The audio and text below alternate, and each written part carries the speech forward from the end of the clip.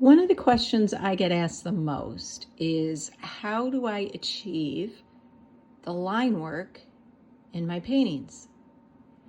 And that isn't a really simple answer because I utilize all sorts of different approaches in building building the lines that you see in my paintings. So some of them are painted, like the pink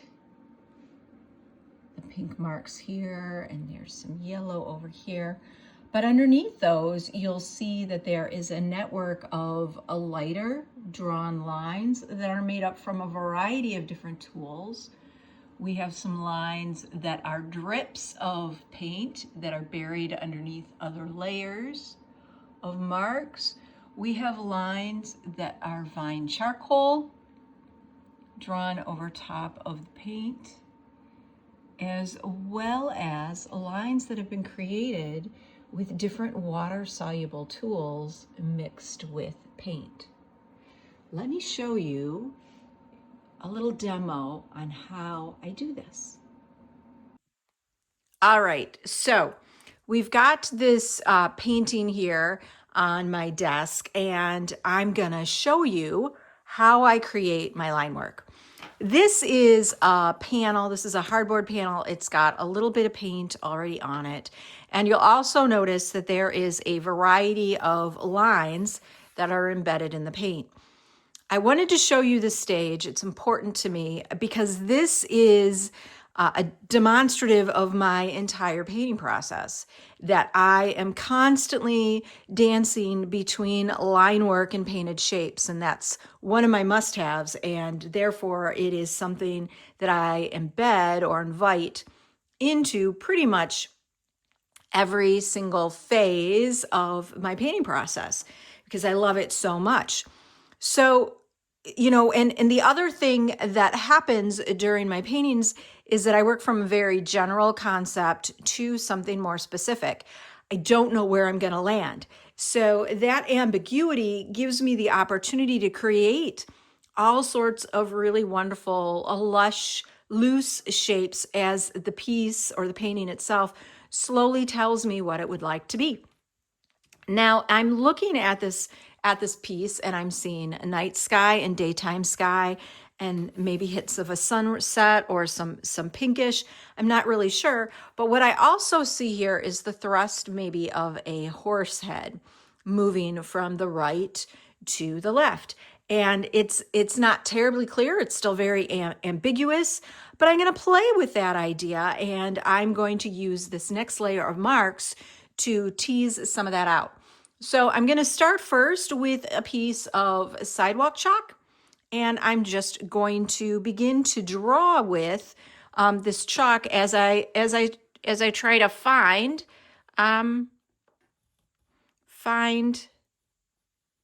what it is I'm kind of looking for. And I'm thinking about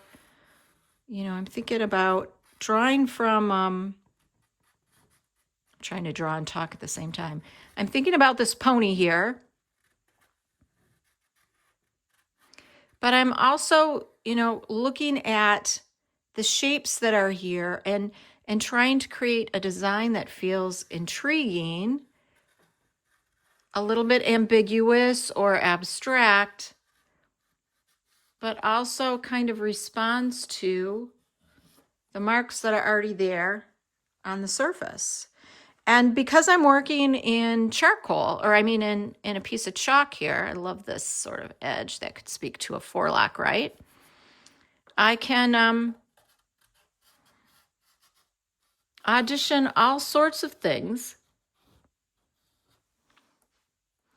and play with various orientations or concepts until I get to something that feels intriguing. And I try not to get too caught up in it being, see, there's some pink line work here that feels very muzzle-like. I'm just going to leave that. I'm not going to get too caught up in it being anatomically correct or super representational yet. I work from general to specific, so I have all sorts of time to do that. right? I'm just really playing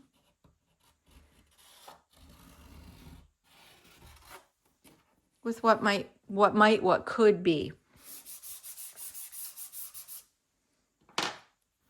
So I'm pretty pleased with this. I don't think I need that line, or maybe even that one. I'm very pleased with this. The other thing that I try intentionally with my line work is not to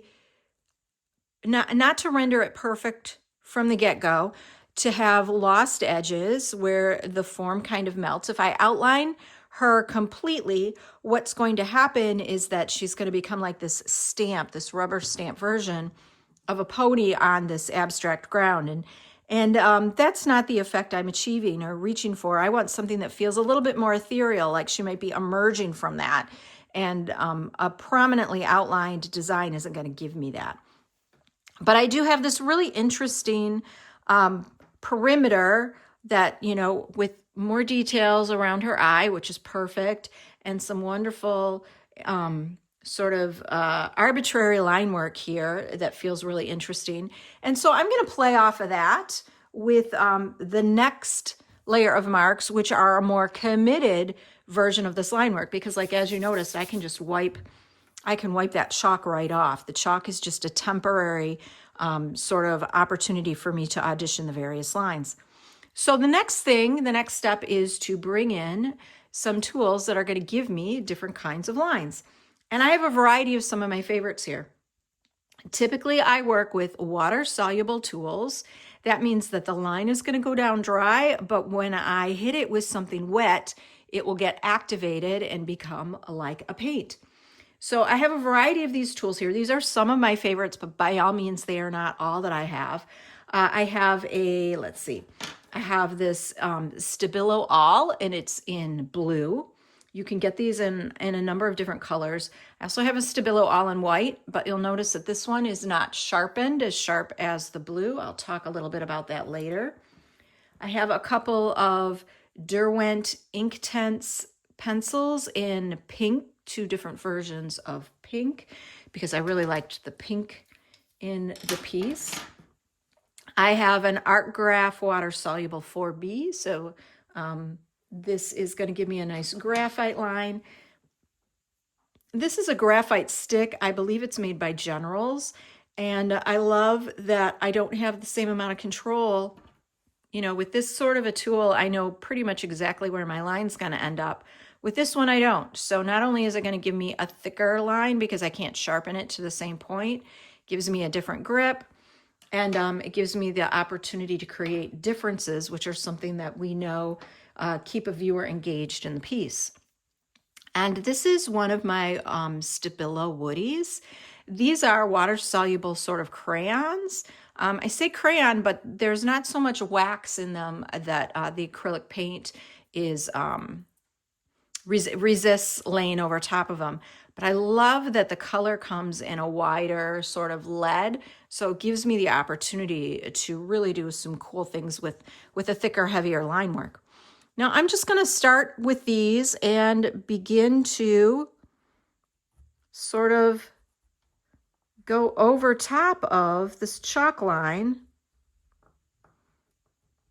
And sometimes I choose to not go exactly over top the chalk. I might deviate a little bit from it.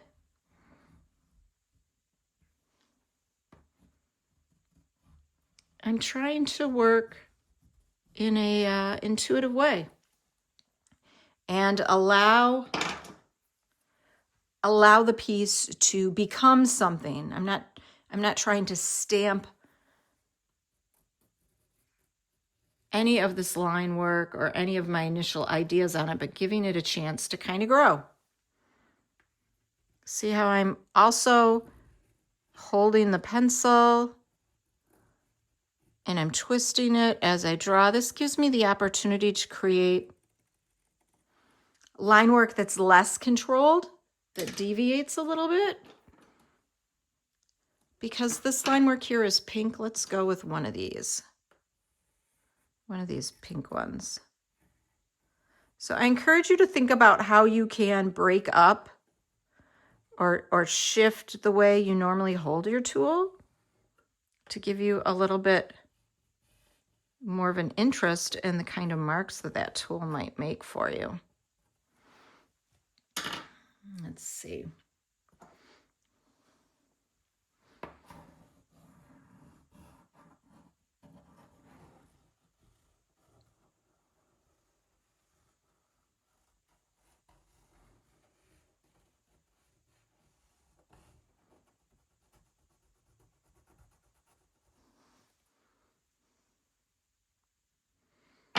Let's make this one blue. So now that I've got this line work down,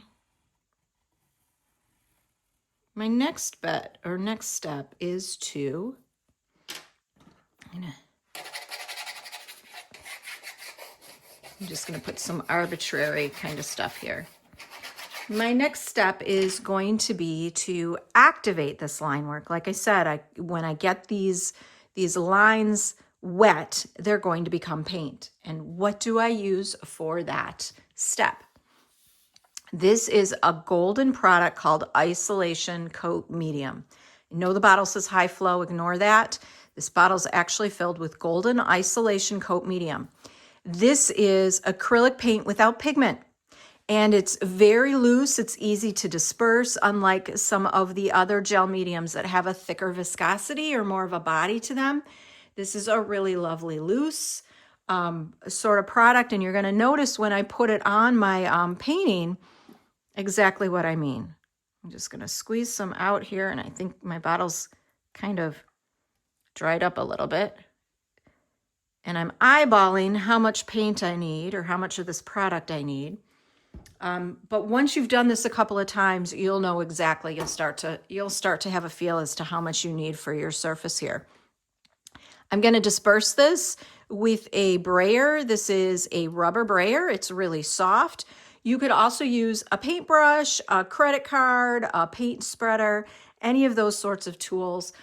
Keep in mind that each tool is going to bring a different type of agitation into play. And that's going to impact the quality of line that you get.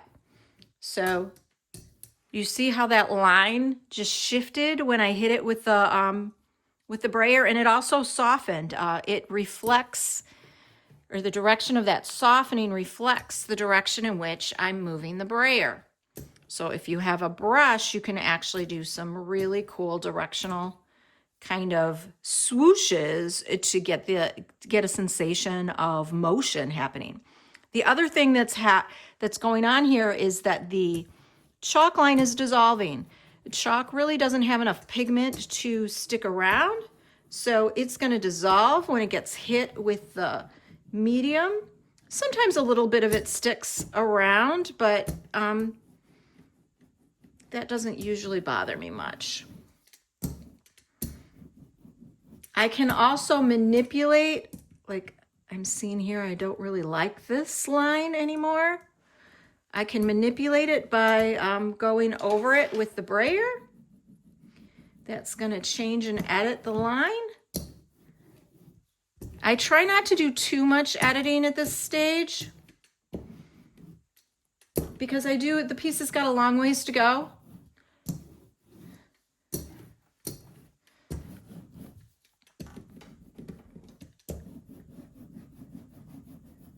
I like how that's getting nice and foggy and how the line dissolves into little niblets. That's a cool effect.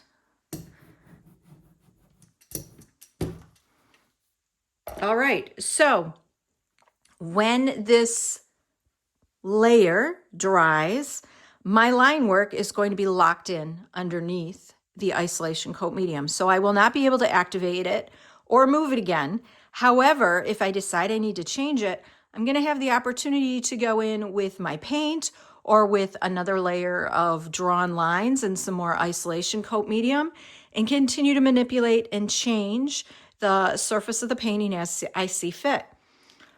I'm hoping that by virtue of this demonstration, you can begin to see the depth of history, the layers of marks, the editing that happens as I come in negatives, or I shouldn't say negative space paint, but as I come in and paint and put additional layers into this piece, how that's going to cover up some of the line work here while also continuing to allow other bits and pieces of it to show through to the final version. And it's that accumulation of layers of marks with some discerning editing that allow me to build up the density, the texture, the line work, the history, the engagement, the arbitrary against marks that speak more to a recognizable form. That's part of how, or that is exactly how I create the line work in my paintings. And my paintings aren't about the line work in and of itself. They're about the relationship of the lines to the painted shapes and how, or the spectrum between, a line and a form. What I love when my line work isn't just a strict, clear, beautifully demarcated line, but it has elements where it dissolves or it moves into a shape or it becomes something more than just a line. That's for me where the magic is, and that's part of why, or how I've built up this process of putting the line down, manipulating it, and then locking it down and continuing to layer that, because it gives me the opportunity to speak to all of the different points along that spectrum of line to form in a single image.